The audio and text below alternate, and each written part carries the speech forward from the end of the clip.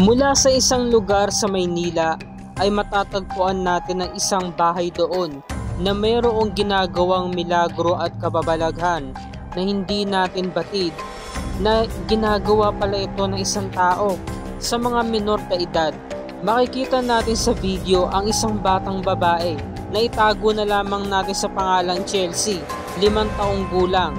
Makikita natin sa video na ito'y kumakaway at wala talagang kamuang-muang. Hindi niya alam ang kanyang mga ginagawa. Samantalang sa kanyang tabi ay makikita natin ang isang transgender na tila bugaw di umano ng mga bata at pwede itong kumita ng 500 to 10,000 pesos. At makikita rin natin sa video na mismong ina ng batang si Chelsea na itago natin sa pangalang si Rochelle ay gumagawa rin ng hindi karumal-dumal na video o pagbebenta ng katawan mula sa online. At ginagawa niya na raw ito mula nung siya ay bata pa. Kaya inuulit lamang niya ito sa kanyang anak. Makikita rin natin sa video na iba-ibang mga bata ang inaalok nitong recruiter na ito sa iba't ibang mga parokyano gamit ang WhatsApp. At kapag nagustuhan na ito ng mga parokyano o di kaya naman ay nakapili na ito, dito na magsesend ang recruiter ng mga malalaswang mga litrato pati mga videos ng mga bata. At ang malalapan nito ay ginagamit ang mga hayop tulad na lamang ng aso sa pagsasagawa ng mga malalaswang aktibidad. Ayon sa NBI, napag-alaman nila na ito pala ay si Melchor LJ Santos na mismong recruiter ng mga minor de edad na bata mula 2 years old hanggang pataas. At ito'y nagsimula noong taong 2017. Kaya nito lamang July 28, 2023 ay isinagawa ang raid operation ng mga ibang lokal na pamahalaan tulad ng ibang mga NGO, pati na rin ng NBI. Kumuha sila ng mga ibang impormasyon para sa entrapment and rescue operation. At napag-alaman din nila na itong si Melchor alias LJ ay wanted din sa iba't ibang mga bansa, 8 bansa kasama ang Asia, pati na rin ang Europa. Maski sa ibang bansa ay hinahanap din siya. Samantala, ayon sa Anti-Human Trafficking Division ay nagsagawa na nga sila ng entrapment and rescue operation sa araw na yon. Pinag-aralan nila ang eksaktong lokasyon, ang itsura ng bahay bago sila sumugod. Implementation of WSSECD entrapment and rescue operation ang kanilang pinagmitingan, ang kanilang pinag-usapan at kinilala ang subject na si Melchor alias LJ Santos. Nang sumakay na ang mga kooperatiba sa sasakyan upang tukuyin o puntahan ang nasabing lugar, ay talagang handang-handa na sila dito. Ngunit ang asset ng NBI ay nagpakilala bilang isang banyagang kliyente. Makikita natin sa video, kausap niya si LJ at may kasama itong ibang bata. At maya-maya lamang tumawag ito sa pangalawang pagkakataon. Nakita naman sa video ang isang batang nakahubad at habang ito'y tulog. Nang tumawag ito sa pangatlong beses, makikita natin sa video ang batang si Chelsea na 5 taong gulang na inaalok din ng recruiter na si LJ. Kaya natukoy ng mga kooperatiba na si Chelsea ang naturang nasa video. Samantala, tumawag muli sila sa suspect at ibinaba na nga nito agad ang telepono. Pinutol na agad ang tawag. Makikita rin natin sa WhatsApp ang mga conversation, ang mga ebidensya, ang mga litrato at video na isinesend nito ni LJ.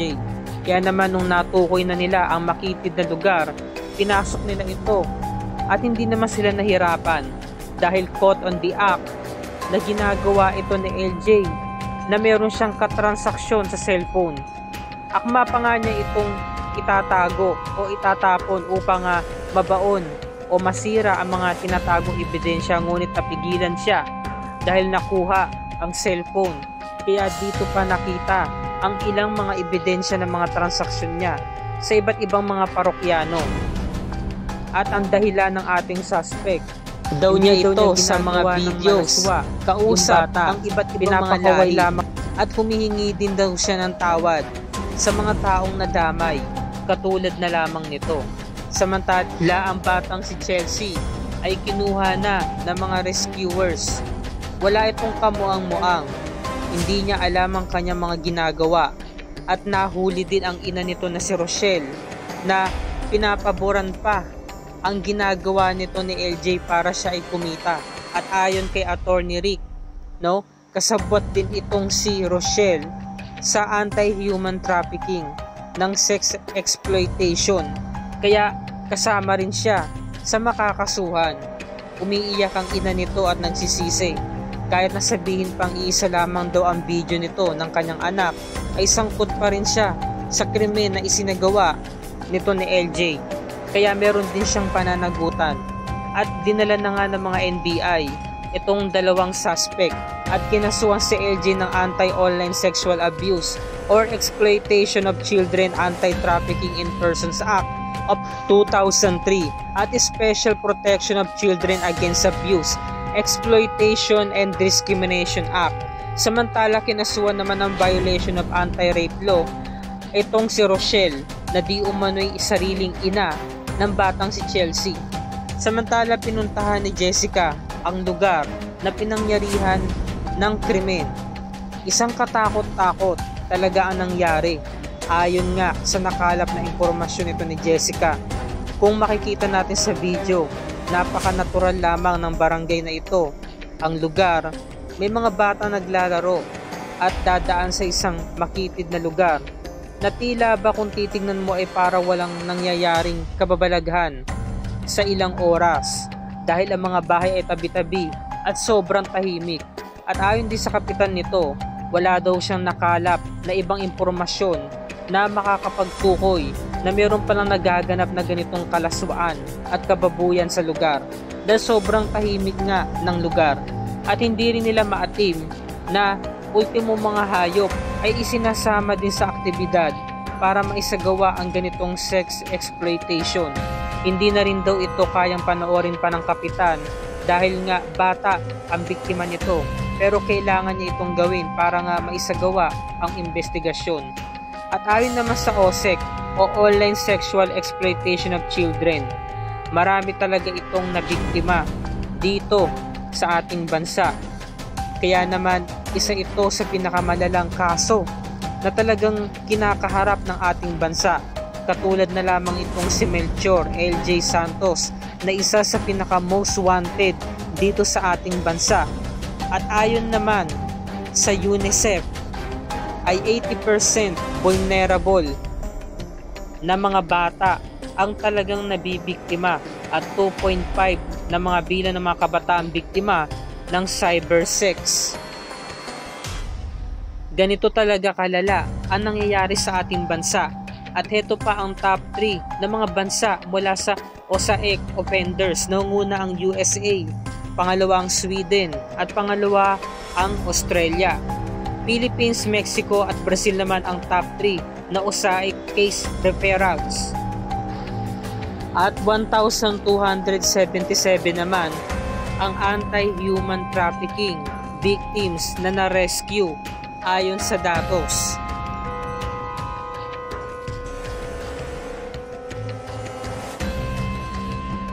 At narito pa ang 740 na sex trafficking victims. 148 na biktima ay pawang mga kababaihan. Samantala 65 naman na bilang na biktima ng mga batang kalalakihan. 537 forced labor victims at 277 trafficking cases na iniimbestigahan sa buong taong 2022. At 115 sex traffickers na ang kinasuhan sa ating bansa. 24 forced labor traffickers na sinampahan ng kaso. 86 traffickers na hinatulang guilty o mayroong sala. At ayon talaga sa pag-iimbestiga ni Attorney Reynaldo Bicol Jr., Field Officer Director ng International Justice, na talagang makakasuhan ang mga ito at kahit anong gawin nila, matutukoy at matutukoy sila. Kaya binigyan ng babala ang mga taong gumagawa ng ganitong uri o klase ng krimen.